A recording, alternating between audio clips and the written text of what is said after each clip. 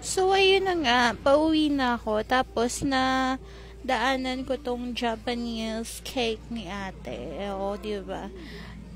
Sobrang sarap niya. Basta masarap siya. So, ayan, bumili din naman ako. Pasalubong para sa anak ko. So, andito siya ng 6:30 in the morning to 4 p.m. Monday to Friday, and after lunch every Saturday kasi mas matumal pag Sabado.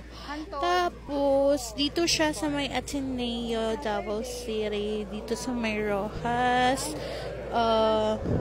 Dito sa may Rojas. So ayan na, nilalagyan na ni ate ng keso. Diba? Basta sobrang sarap niya. So yun lang muna. Okay, kusog ate no. Kusog. Sana ma-visit nyo rin to. Diba? Bitaw, oy, bisita ka po ninyo, oy. Kay lami ba yung baligyan ni ante?